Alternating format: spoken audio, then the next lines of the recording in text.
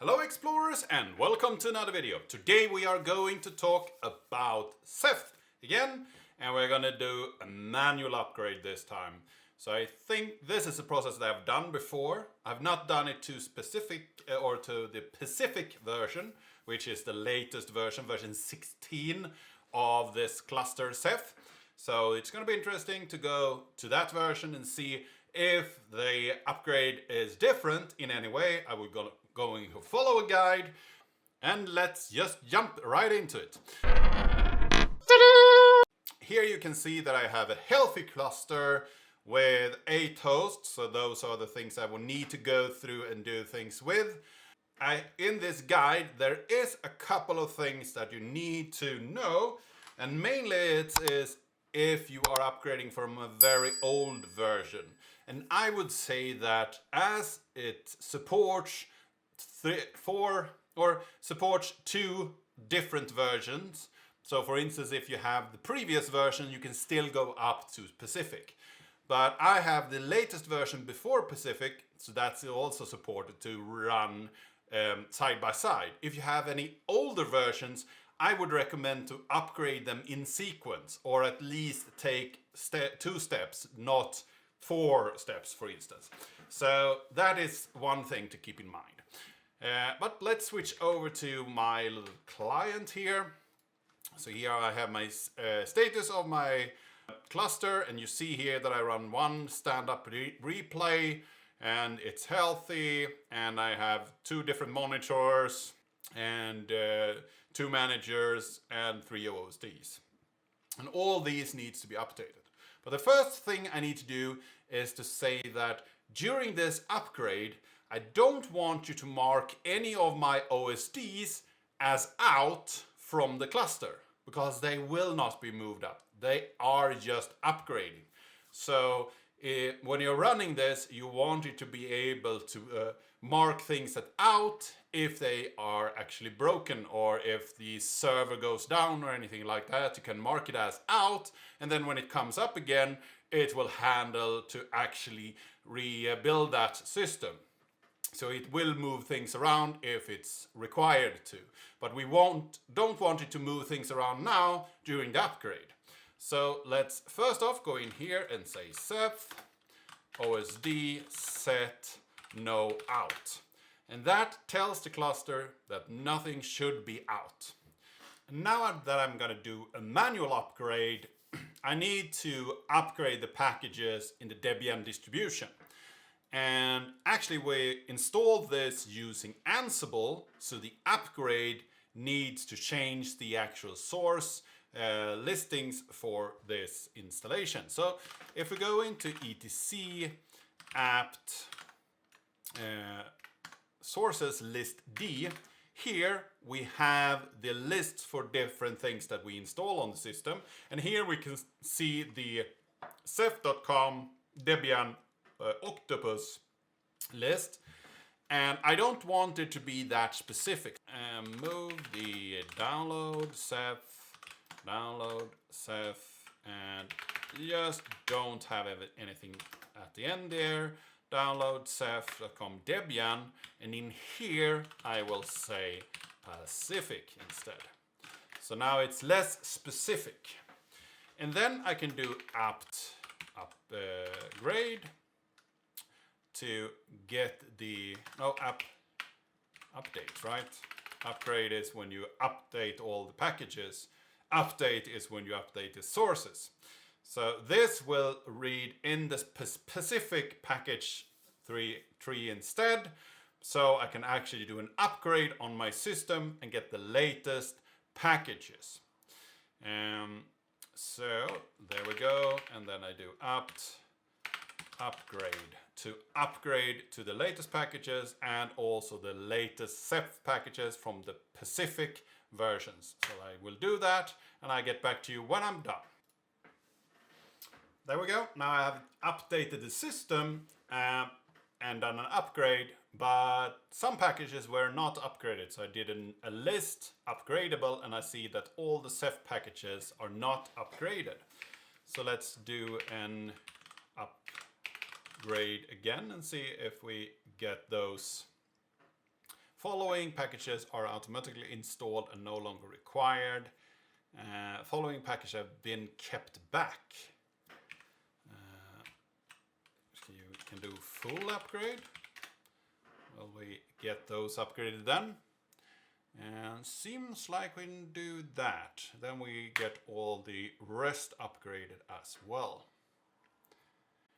So we need to do a full upgrade in order to get the Debian Pacific packages.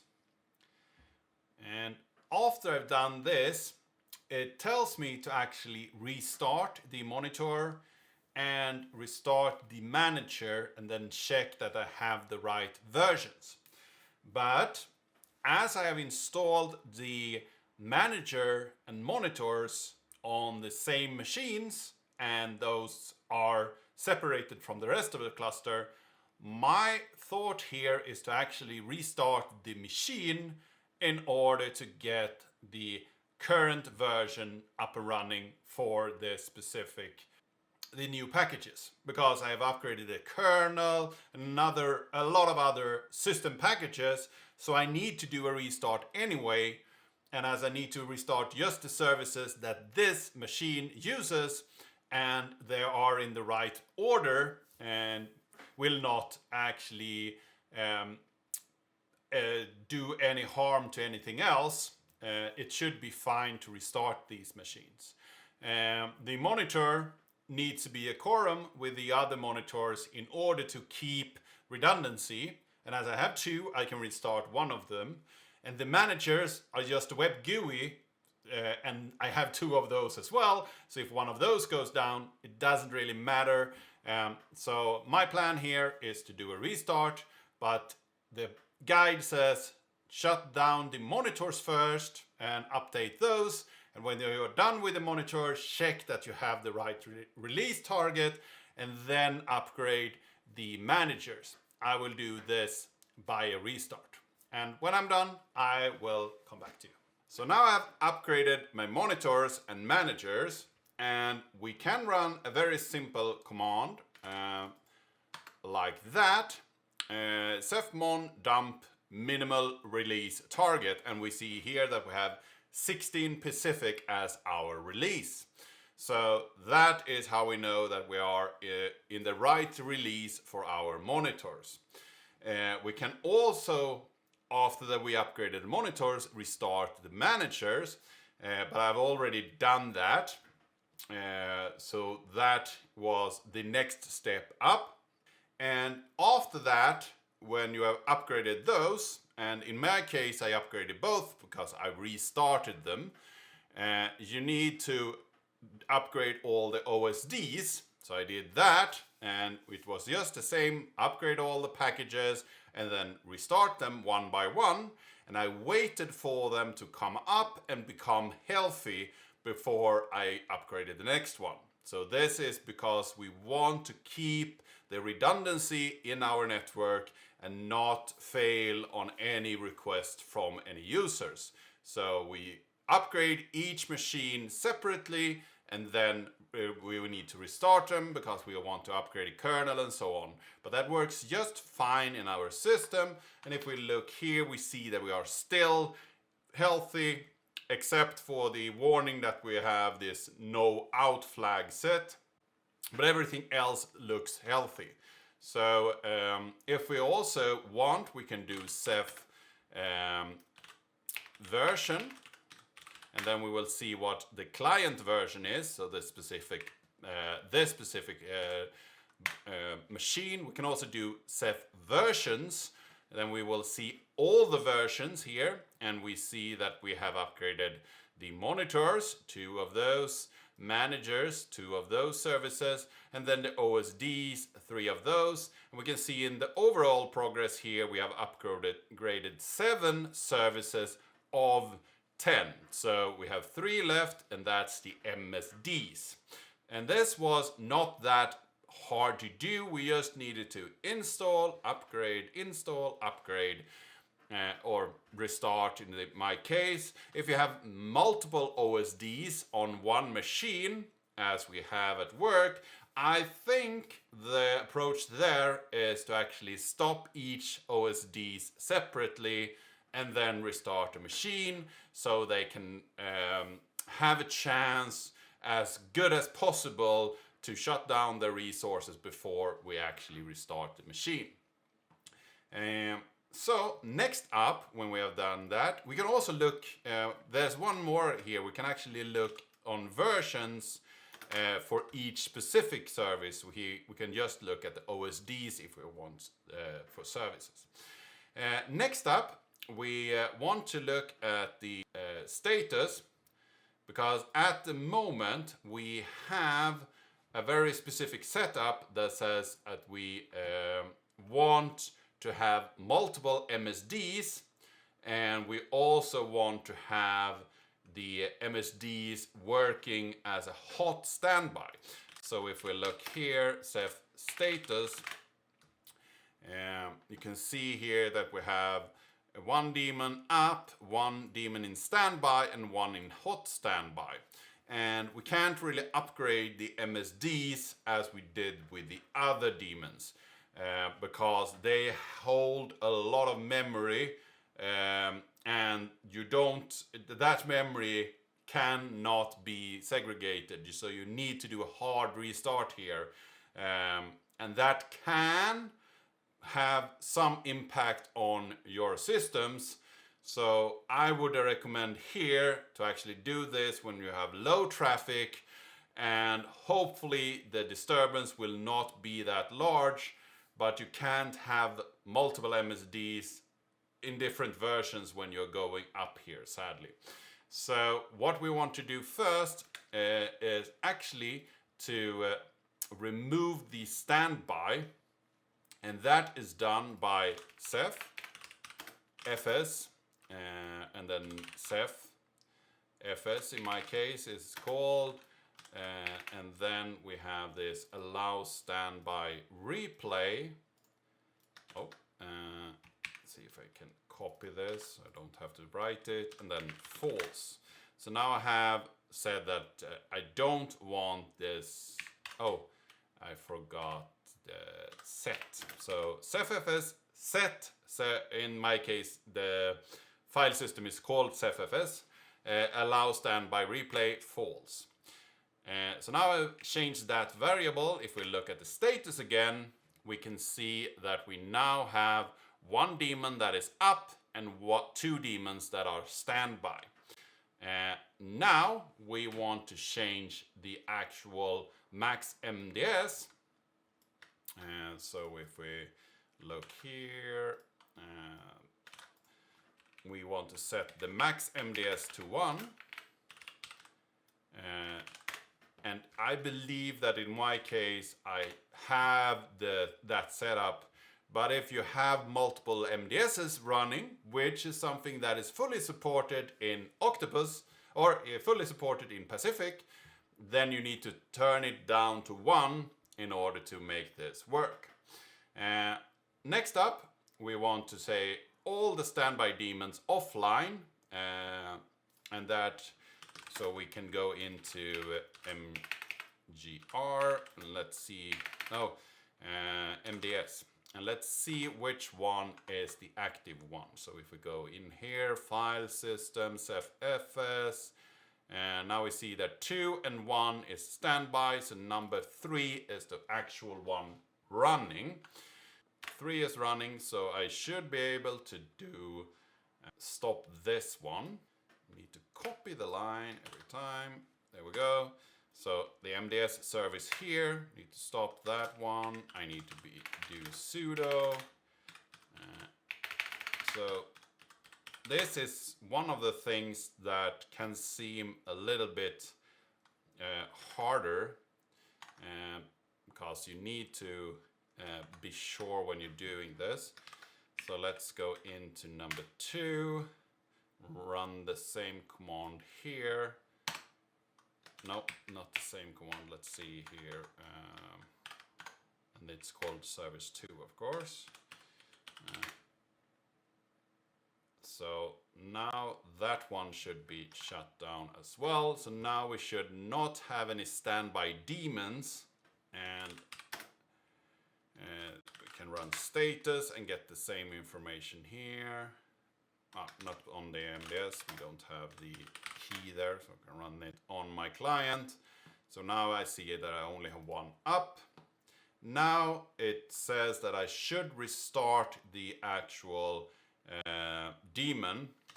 So I will go into MDS3 and then run the system control restart MDS target.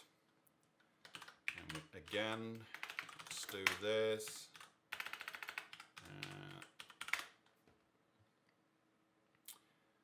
See, so that restarted the daemon. And we got a lot of failures here from Prometheus. So why did this monitor crash? Let's go back here, run Ceph status. It says that we have one MDS daemon up, insufficient standby daemons available. Why this GUI isn't responding?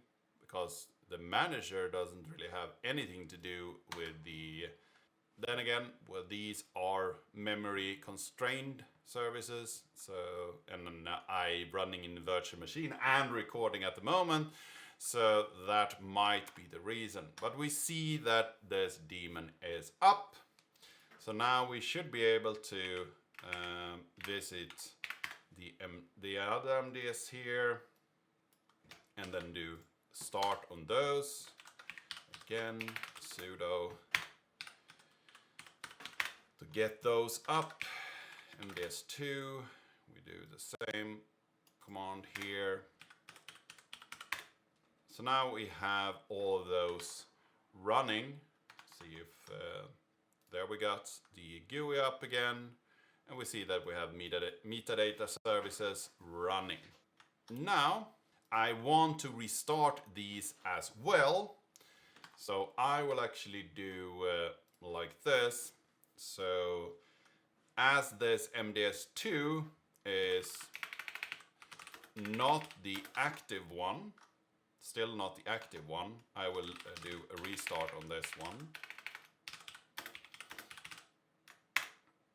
And that should be fine in this case.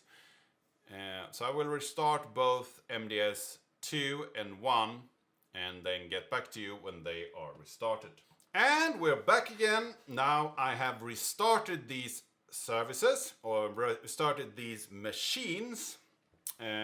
So now what I want to do next is I want to go over here, and as we did before, we changed the max MDS. So if you have done that to 1, you need to change them up again to multiple if you have that issue. I had one already, so I don't need to change that up.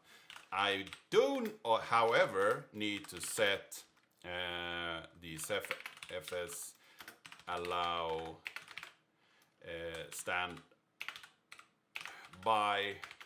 replay true again. So I get this standby daemon.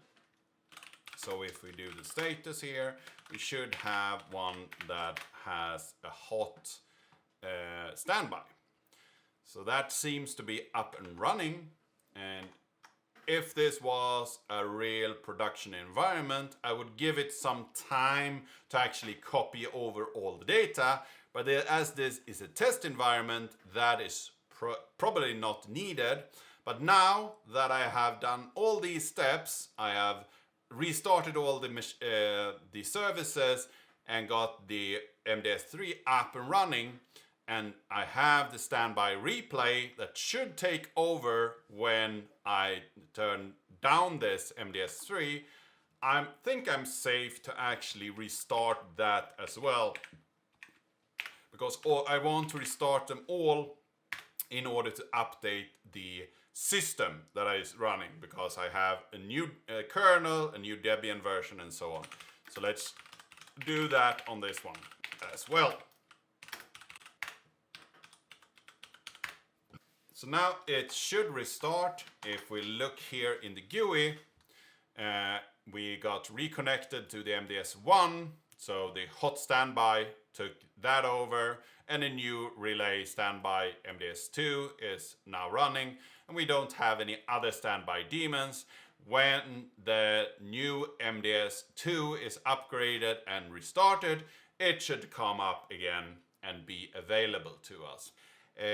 The last service that you need to upgrade, or the last machine that you need to upgrade, depending on where you have that in your system, is the Grafana server. And that can be upgraded simply whenever you like, because it's just holding the specific graphics and so on. Depending on if you have a separate service or a separate host for that, you might want to use restart it or upgrade it during that setup. In my case, it's a separate machine. I just upgraded it and restarted it, so that should be just fine. Now that we've done that, we see that the MDS3 has come back here. We can go into host and see that everything has the new version. In my case, I had a couple of radio services up and running as well, but those were not started because they failed, and they were on the monitor and manager, the same machines as those. And I guess that you need to upgrade your OSDs and perhaps before you can restart those services, but I don't have any live workers on that here, and I don't have that as work at the moment anyway. But if you have that load, you should probably separate those services from your managers or monitors or managers machines before you do this upgrade, because you need to restart those last. So I was not able to do that, but now it should be fine for me to go in here and restart those services, and they should just work. So let's go in here and do that and see if we get these up and running again. So I restarted the first one and it has an active status. Let's go into monitor 2. Let's see here. There it goes. Let's restart this one and check the status of that one. See that it works. Yeah, so that was active as well. If we go into our status here, we now have the radio service as well running, and it has a different GUI here. So I guess those had some quite some update to them. We haven't started working with those actively yet, but that is something for the future. So next up, we need to set the OSD required release target to Pacific as well, and that's to enable all the new functionality. So this is the last part to actually make your system into Pacific. And remember, now that you are on the version Pacific, they explicitly said in the documentation that when you go to Pacific, you can't go back. So when you have upgraded the OSD, because it saves the data in a different way in your servers, you can't switch back to the old system again. So this is the last part, setting that bit that we are now in the Pacific version. And I need to do that on the client because again, they're key. So now it knows that it is Pacific instead, and might do some reordering and some work on your servers in order to make all the new functionality available to you, but that will be done over time. The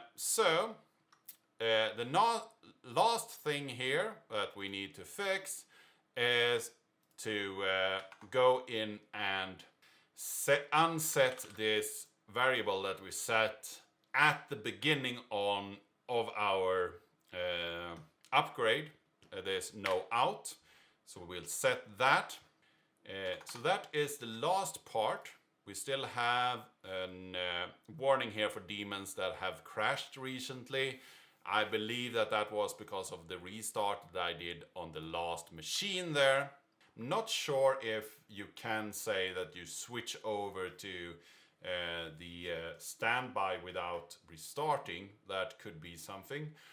Other things that they say in guide here, that you can enable the telemetry to help them out with extra data. You can update your crash map if you are running a really old version of the system, but as I installed this and as an Octopus, I don't have that problem. So those are more things that you need to do if you have a really old one, old system. So let's see here if we can clear up this health warning. I think there is a command for, we can do a crash ls to see what has crashed. In this case, it's one monitor that has crashed. Perhaps that was what we saw earlier, that the monitor crashed, and we can do an archive all. So all crashes, all the new flags are removed, and now we have a healthy system again. So now I have done the upgrade from the old version of Octopus, and then done a major upgrade from 15 to 16 Pacific in a manual way. This takes a little bit longer. If you had already the Ceph admin set up, you could just say, do it for me, and then it will upgrade all the services, and you don't really need to look at the upgrade process. On the other hand, I feel that during this process where I did all the upgrade myself, I had a lot of control over the upgrade process. I could look at each machine and see that they are up and running. I could stop at any point and just say that I don't want to continue. And I feel that even though it takes a bit longer, it's a pretty nice way to do this upgrade if you have a small cluster. In our case, we don't have that many hosts, but if you, let's say, have hundreds of hosts, this will not be a valuable. This will not be a way for you to actually do this. But if you have, let's say, less than 20, perhaps this could be a way for you to upgrade your system. It will take a while. Perhaps you would set out a day to do this, because each server package needs to be upgraded separately. Another benefit that you get is that you actually get the new packages of your operating system on that machine as well, because I do a full Debian upgrade on each machine, so new kernels. So I do some maintenance on my whole system while I go through and upgrade my Ceph cluster. That was what I wanted to cover today. I hope that you found this interesting. I hope that you learned something today. If you have any comments or suggestions, leave them down in the comment section down below. And I also want you to answer the question, do you use a Ceph cluster? Have you thought about upgrading to Pacific? Or have you already upgraded to Pacific, and how did you do in that process? If you haven't subscribed yet, please do that. If you liked the video, give it a like, share it with your friends and colleagues, and I really hope to see you in the next video.